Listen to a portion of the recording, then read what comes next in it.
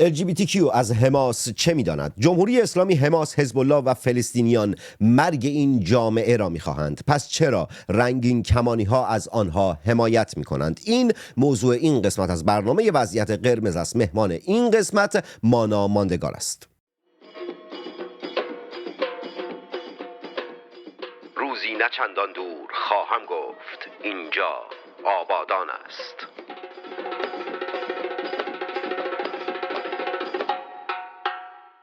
من تصور میکنم که الان حمایت از حماس و فلسطین و اینا یه جورایی مد شده، مخصوصا در مورد LGBTQ ها. چرا این گونه است؟ چرا از حماس و فلسطینیان حمایت میکنند؟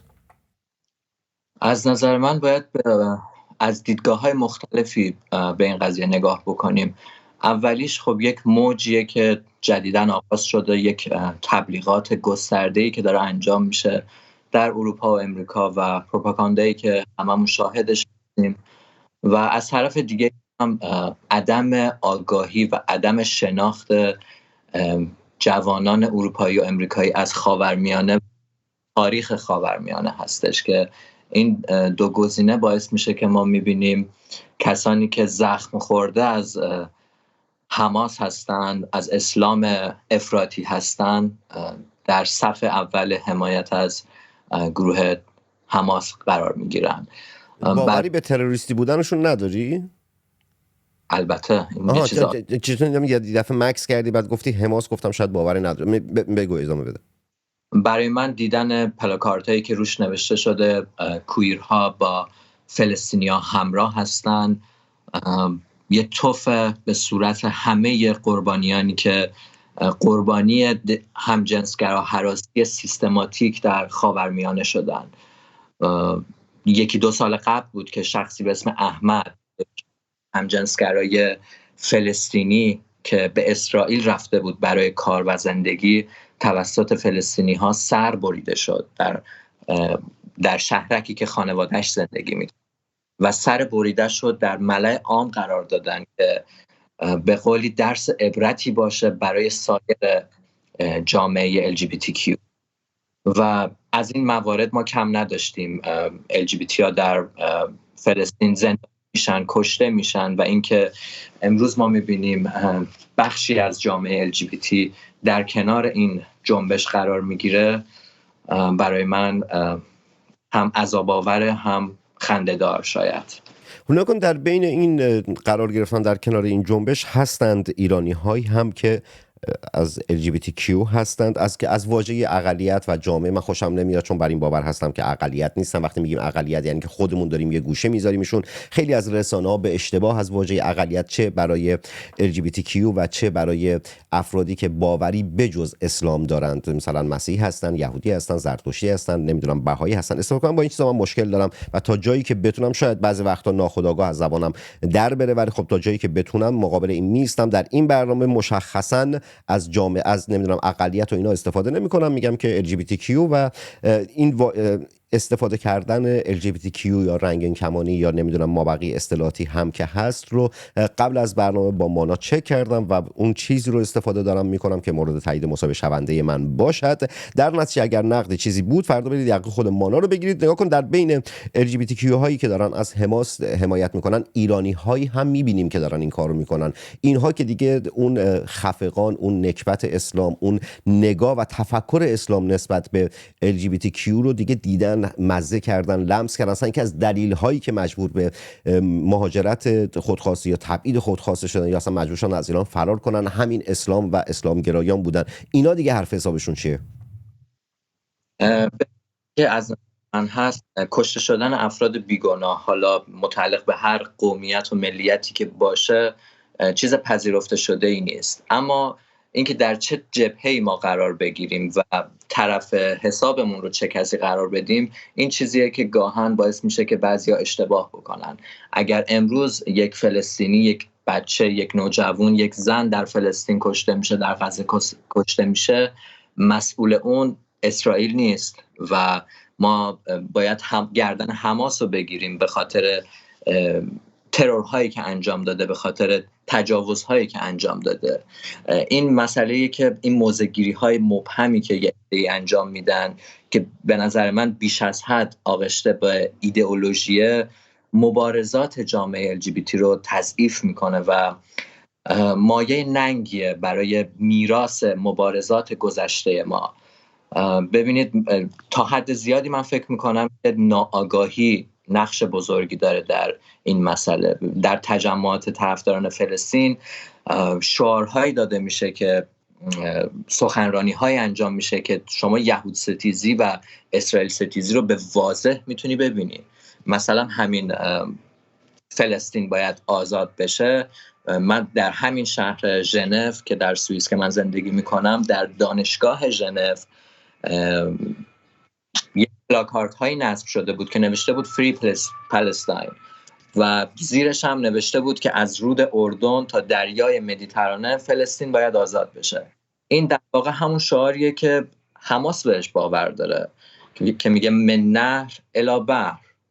ولی متاسفانه وقتی شما یه همچین چیزی رو میگی، یعنی جایی برای اسرائیل در این دنیا قائل نیستی. یعنی اسرائیل در واقع باید نابود بشه وقتی شما میگی که من نهر الی بحر.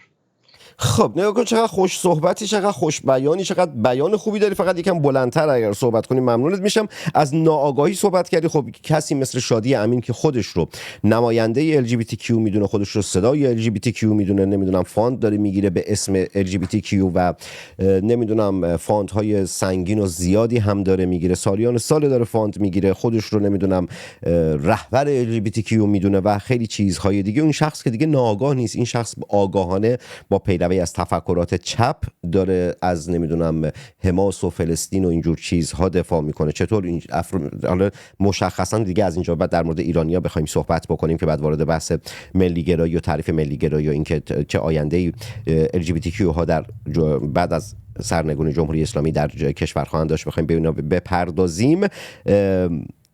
این شخص که دیگه ناآگاه نیست، که آگاهانه داره این کار، این توفیو که تو دادی مثال میزنه که میگی توف به صورت LGBTQ هاست، این حمایت و اینجور چیزا، این توفو که آگاهانه شادی امین داره میزنه به صورت LGBTQ ها. در بخش اول صحبتات باید من به این نکته اشاره بکنم که شادی امین لزبیانه و حامی حقوق افراد LGBTQ هست. دمش هم گرم. ولی حامی حقوق افراد LGBTQ بودن دلیل بر نماینده بچهای LGBT بودن نمیشه. کما اینکه ما در حال حاضر شاید هزاران نفر فعال LGBTQ داریم در سراسر دنیا که به نظر من دستاوردهایی که داشتن در طول فعالیت‌هاشون شاید از بسیاری از سازمان‌های LGBT دیگه هم بیشتر باشه و اتفاقا من اعتقاد بر این دارم که خیلی هم محبوبیت بیشتری شاید در بین کامیونیتی ما خود همین افرادی که خودشون داوطلبانه دارن فعالیت میکنن محبوبتر هم هستن. از نظر من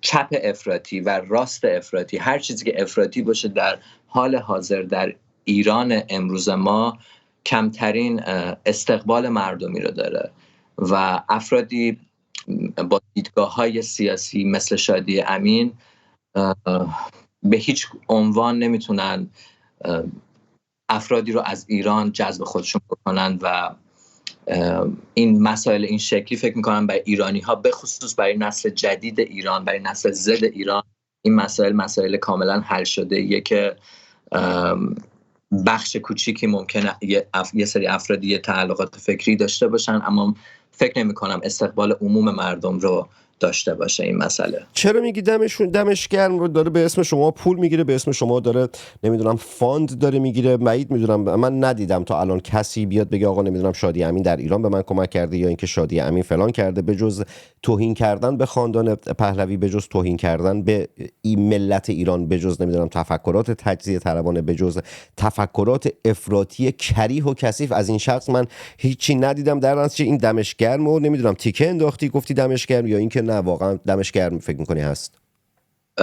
ببین در مورد دیدگاه سیاسی شادی امین من نمیخوام اظهار نظری بکنم با اینکه اختلاف نظر بسیار زیادی از نظر سیاسی و حزبی شاید باشه. چرا نمیخوای؟ نه ما فکر نمی‌کنی وقت اون رسیده که خیلی شفافتر صحبت کنیم؟ الان ما خواهان یک انقلاب هستیم، یک انقلابی رو میخوایم رقم بزنیم. اون ملاحظه ها، اون نمیدونم تعارف ها، اون نمیدونم حالا کاری به کارش نداشته باشیم، نمیدونم اونم کاری به کار ما نداشته باشه، اینجور چیزها رو باید کنار گذاشت. باید خیلی رادیکال برخورد کرد با افرادی که مخصوصا افرادی که دارن سودجویی میکنن سر بحث در همین بعد اتفاقات و در خیابون بودن مردم بعد از به قتل رسیدن مهسا امینی دیدیم که شادی امین چگونه اومد نمیدونم موج سواری بکنه، چگونه اومد چه حرفایی رو زد که خانواده اون جانباخته اونگونه واکنش نشون دادن. و این نمیتونم اگر ملاحظه کاری نکن لطفا، اگر ملاحظه کاری نیست بفرمون.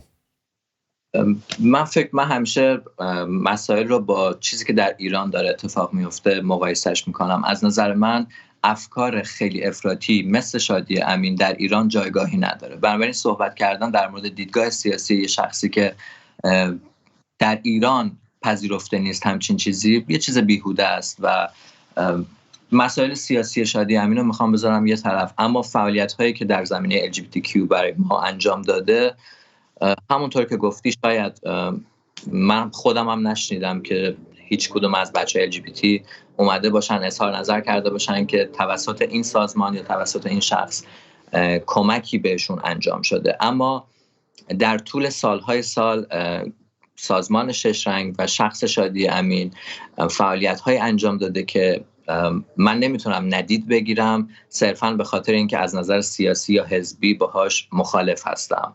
خیلی طرز فکرامون ممکنه متفاوت باشه. در بسیاری مواقع هم خودم فعالیت‌های شادی امین رو نقد کردم، مثل همون موردی که خودت بهش اشاره کردی در مورد کشته شدگان انقلاب اخیر ایران.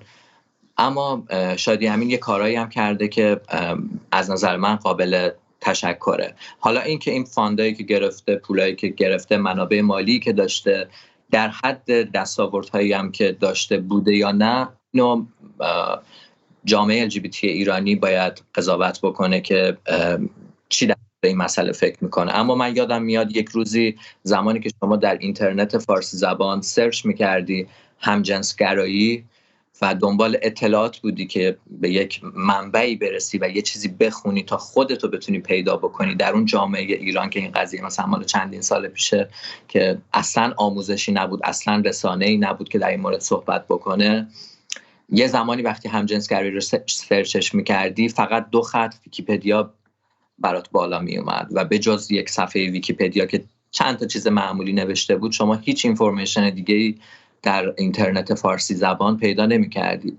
اما فکر می‌کنم که شش رنگ در این زمینه عملکرد قابل قبولی در طول این سالها از خودش ارائه داده و فکر می‌کنم نقش بزرگی داشته در برای بچه‌های LGBT به خصوص داخل ایران که بتونن خودشون رو پیدا بکنن، بتونن دسترسی داشته باشن به یک سری منابع تحقیقاتی، به خصوص کتاب‌هایی میدونم نوشته شده توسط شادی در مورد بچه‌های LGBT و اینا چیزایی بوده که فکر میکنم موثر بوده و کمک کننده بوده به این جامعه و چیزایی بوده که خیلی ها شاید برای اولین بار حتی انجام می شده. خب یه لحظه واسه من اینجا بعد یکم نمیخوام واقعا در مورد شادی امین زیاد صحبت بکنم چون اصلا عددی نیست و چیزی نیست که بخوام وقت خودم و وقت برنامه‌ام رو بگیرم و وقت مخاطب‌ها رو بگیرم و اطلاعات بیشتری میخوام ازت بپرسم. یعنی سوالات خیلی زیادی ازت دارم، مخصوصا در مورد بخشی از تعاریف میخوام باهات وارد صحبت بشم که یک سری از تعاریف رو باز بکنی، یک سری از کج فهمی هایی که در جامعه هست رو نسبت به تعاریف و واژگان بیشتر در مورد اونها میخوام بپرسم. ولی خب یه سری صحبت ها کردی که اصلا نمیتونم هم ساکت باشم چیزی بهت نگم. اول که برگشت گفتی که جامعه LGBTQ باید قضاوت بکنه شادی امین رو، وقتی که من به عنوان یک شهروند ایرانی میگم آقا شما رو اقلیت نمیدونم و شما رو جامعه نمیدونم، تو هم دیگه نه یا خودتو از من جدا بکن لطفا، بگو خب این ما خودمون قضاوت میکنیم، خودمون و خودتون نداریم، ما همه یک ملت هستیم، همه یک جامعه هستیم، در یک راستا داریم قدم برمیداریم. در نتیجه وقتی که من خودم رو از شما جدا نمیکنم و میگم تو هموطن من هستی، تو هم رزم من هستی، تو هم نوع من هستی و کاری به تمایلات من کاری به هیچ چیز ندارم، من با تو به عنوان یک شهروند نگاه میکنم و در حوزه آسیب شناسی سیاسی و اجتماعی داریم صحبت میکنیم، تو هم نیا دیگه خودتو از من جدا بکن بگو اینو ما خودمون قضاوت میکنیم. نه، خودتون قضاوت نمیکنیم، ما ملت ایران قضاوت میکنیم افراد رو، مخصوصا کسانی که میان جلو وای میسن و مدعی هستن و یا ریا میکنن یا دروغ میگن. در مورد بحث نمیدونم اینترنت رو که در اینترنت سرچ میکردی ویکی‌پدیا میومد و اینا، یه سوال ازت میکنم که بعد نکته‌ام رو بگم. الان قبول داری که جهان سوشال مدیاست، درسته؟ کاملا. قبول داری که آگاهی نسبت به چند دهه گذشته در هر زمینه، در حوزه هنر، در حوزه نمیدونم اقتصاد، در حوزه اصلا در حوزه اقتصاد تا چند دهه پیش اصلا نمیدونم رمز ارزها وجود نداشتند. امکانات جهان به شکل امروز، اینو باور داری یا نداری؟ بله خب همینطور. حالا یه نکته رو بهت بگم. نگاه کن، جمهوری اسلامی مدعیه که سید علی خامنه ای خیلی کارها کرده در ایران، اومده نمیدونم شهر جاده سازی کرده، جاده ها رو آسفالت کرده، بعد میاد مقایسه میکنه میگه نمیدونم در دوران رضا شاه یا محمد رضا شاه جاده های ایران آسفالت نبودن، یا میاد میگه آقا نمیدونم سطح افرادی که کم سواد یا بی سواد هستن نسبت به دوران رضا شاه یا محمد رضا شاه نمیدونم فلان درصد افزایش پیدا کرده. خب آخه کسی نیست یقه‌شون رو بگیره بهش بگه آخه پوفیوز، جهان امروز دیگه اون جهان نیست. علم پیشرفت کرده، شهرسازی مدرن به وجود اومده، خیلی از اتفاقات به وجود. این مثالی که تو داری میزنی که در اینترنت یک زمانی چیزی نبود، چون اون زمان اینترنت تازه شکل گرفته بود. اون زمان شما صحبتی که داری میکنی مال 10 سال پیشه، مال 9 سال پیشه، مال نمیدونم 15 سال پیشه. اون زمان اصلا جامعه خود داخل خود اروپا و امریکا LGBT ها هنوز همانند امروز اون جمع، اون نمیدونم اون گستردگی، اون پذیرش رو نداشتن. الان نزدیک به 10 سال هست که حتی در فرانسهش این گونه داخل جامعه پذیرفته شدن و نمیدونم جنس سوم اصلا داخل کارتای دانتیته الان چند ساله که داره شکل میگیره. در نتیجه این که نمیدونم در چند سال پیش هیچی نبوده و اینا اومدن، من اینو نمیتونم بپذیرم. شمارم از خودم جدا نمیدونم. من و تو شهروند یک ملت، یک کشور هستیم. من و تو نشنالیتی مال یک کشوره. در نتیجه اینم که اول صحبتت گفتین ما خودمون قضاوت میکنیم، اینو نمیتونم بپذیرم. اگر پاسخی داری بده، که اگه نه برم سراغ سوالات، یعنی کامنتی چیزی که داری بگو، وگرنه برم سراغ سوالای بعدیم.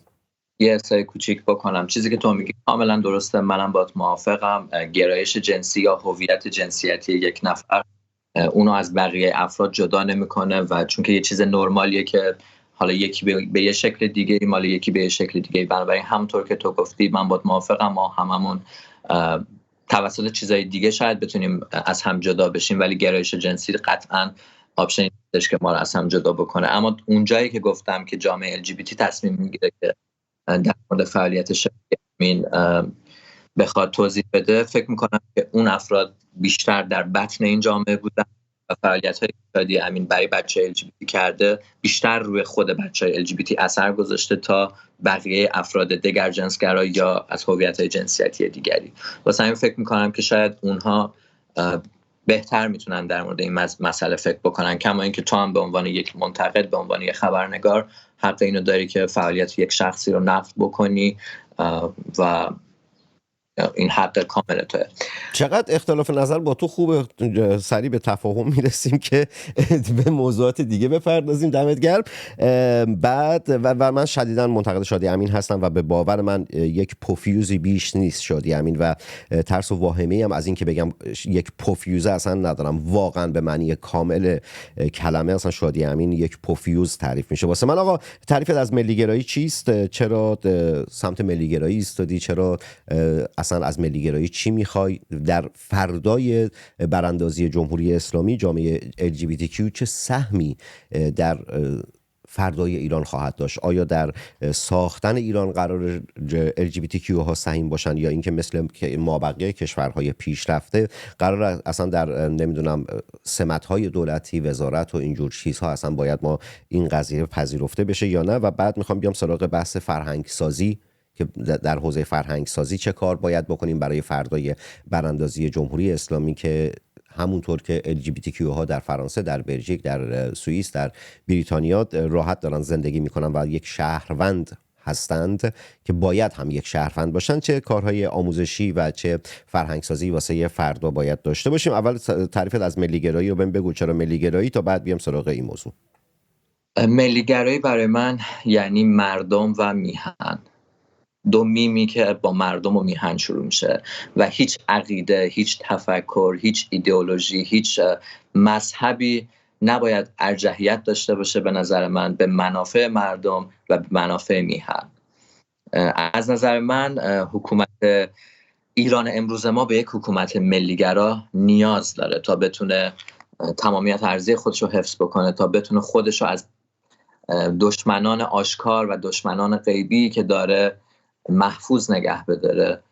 من با افتخار اینو اعلام میکنم که ملیگرا هستم. سال هاست که این طرز فکر و این عقیده رو دارم و این لازم میدونم یک توضیح خیلی کوچیکی بدم که ملیگرایی رو بعضا میبینم که با کلماتی مثل نژاد پرستی یا امثال هم مقایسه میکنن که این یک تعبیر کاملا نادرسته و متاسفانه یه سری روشنفکر ساقارت، اگه شاید اسمش رو بذارم، مؤدبانه ترین کلمه‌ای که بتونم براش پیدا بکنم، که خارج از ایران چند سالی زندگی میکنن و تاریخ کشورهایی که توش ساکن هستن رو میخونن و آن تاریخ کشور دیگه ای رو میکسش بکنن با تاریخ ایران و ملیگرایی رو با نژاد پرستی به قولی در یک طبقه قرار میدن.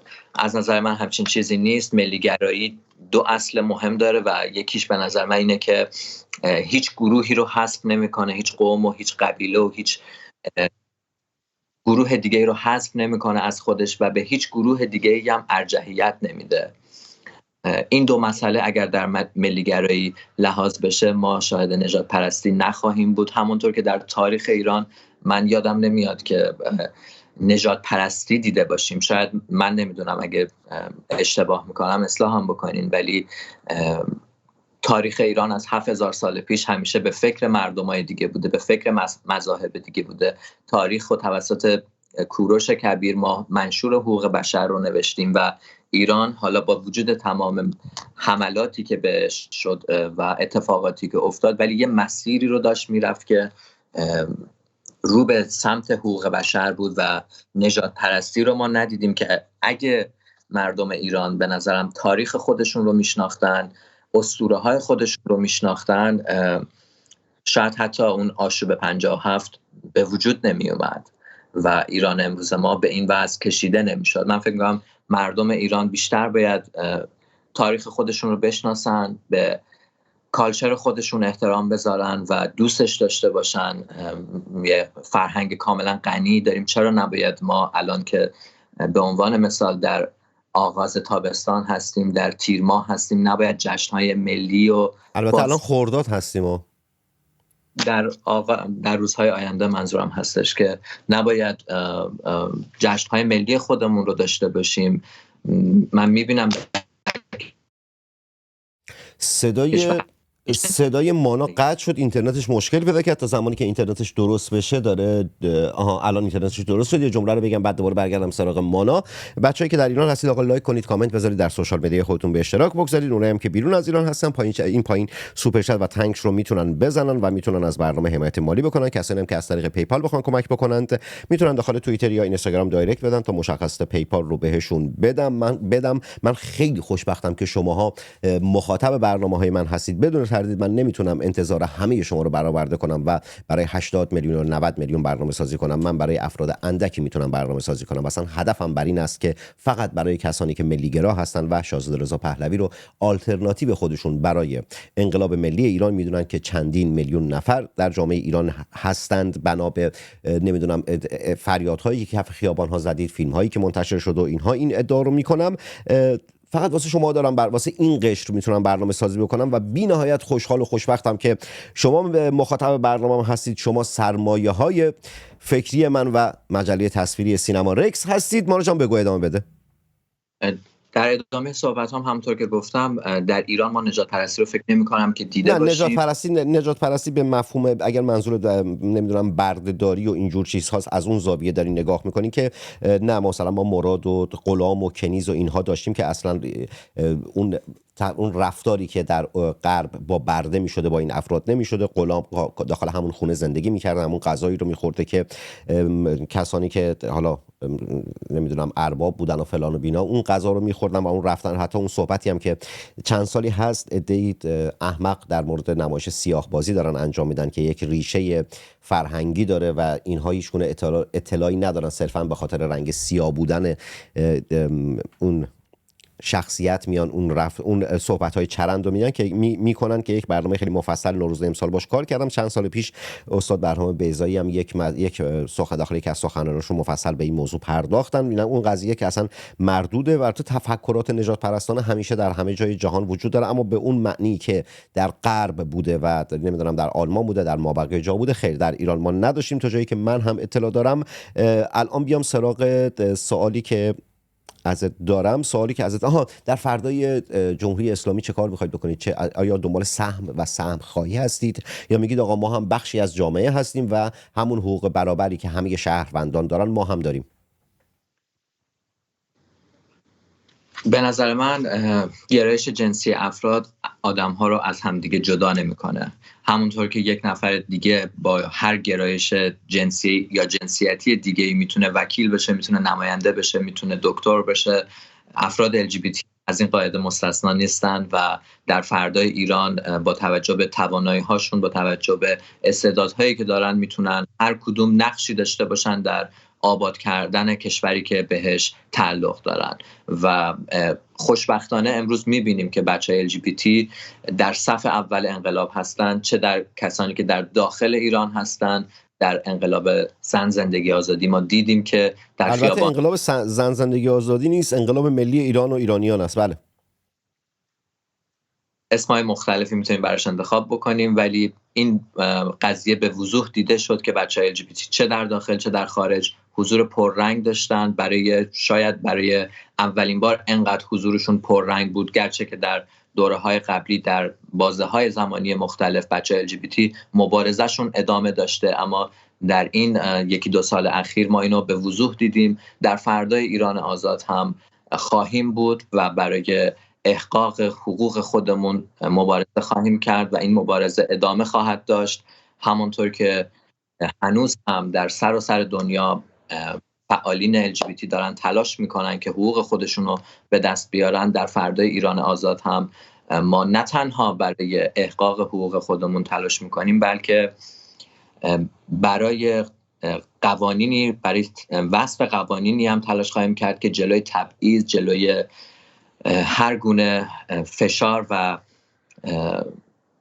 حق کشی رو از ما بگیره.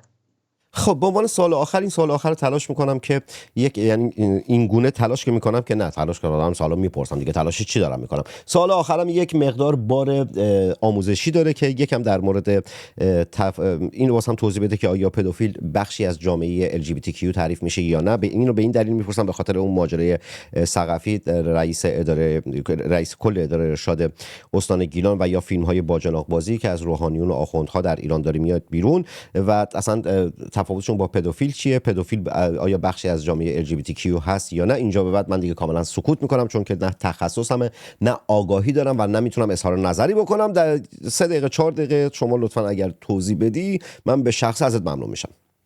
خیلی ممنونم که این سوال پرسیدی، چون الان در ماه پراید هستیم، ماهی که در سراسر دنیا جشن گرفته میشه و مبارزات LGBT همچنان ادامه پیدا میکنه در و متاسفانه یکی از چیزهایی که افراد هموفوب و افراد همجنسگرا ستیز هموفوبیای خودشون رو میخوان توجیه بکنن باهاش اینه که پدوفیل رو مقایسه میکنن با جنبش LGBT و این دوتا رو در یک کفه ترازو قرار میدن، در صورتی که پدوفیلی یک بیماری حساب میشه. اگه بخوام بیشتر بازش بکنم، احساس و روابط عاطفانه یا عاشقانه یا جنسی با کودکان زیر سن هستش، کودکانی که تازه به بلوغ رسیدن، 13-14 سالشونه و این یک بیماریه و هیچ ربطی به جامعه LGBTQ نداره.